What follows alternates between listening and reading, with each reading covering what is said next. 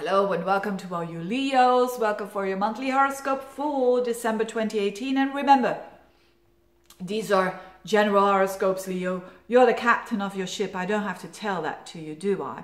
So you're the captain of your ship, meaning you know your context and you take what resonates, what I do in this video, because you know monthly horoscopes are not tailor-made horoscopes. Keep that in mind.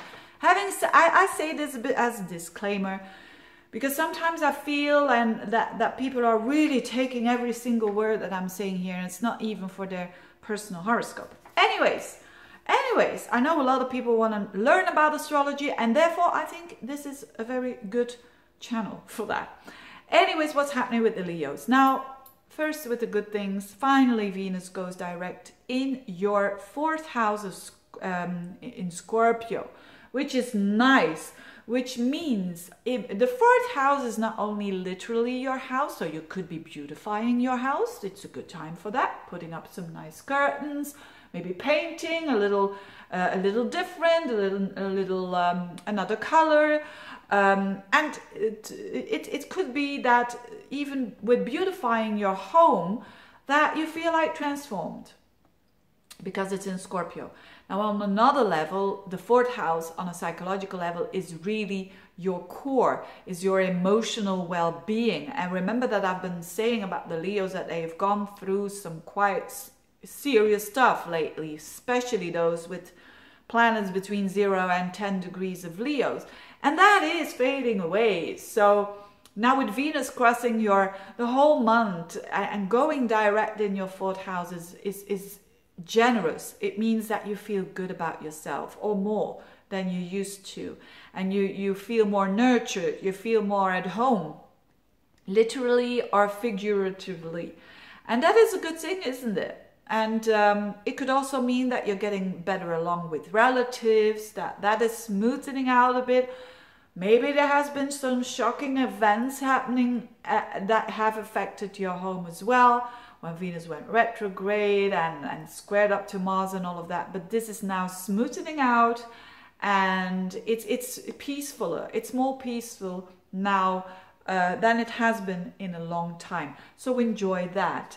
Certainly those of you who were enjoying the festivities, you know, with the Christmas and all of that. I think the moon will be in Leo, actually. Let's have a look. 25th, yeah. On the 25th of December, the moon is in Leo. You're gonna feel yourself, to say the least. So that's very, very nice. And keep that in mind. Keep tapping into that energy of you, your own energy. Now, where is the tricky part? There must be a tricky part, and there is. The tricky part is Mercury. Mercury is in Sagittarius. Although it goes direct as from the 7th of December, it still squares up to Neptune, and a lot of planets square up to Neptune, even Mars and the Sun, and all in that fifth house of yours. Now, why isn't that too bad for you? Because you are a fellow fire sign. So what I'm explaining here, what is happening in your fifth house, which is your house, by the way, your house of your creative expression, the house of love, the house of children, the house of enjoyments. There is all this energy going on, this Mercury being there, Mars and all of that. And the thing is that it squares up to the 8th house. So what does this mean in general? It means that there is some unclarity there. But again, it's not unclarity that's gonna be life dangerous or whatever. It's unclarity that has to do with the 5th house and the 8th house. So that has to do with children. Maybe with shared resources with other people. So maybe your expenses are going through the roof because of a child, for instance. Could be the case.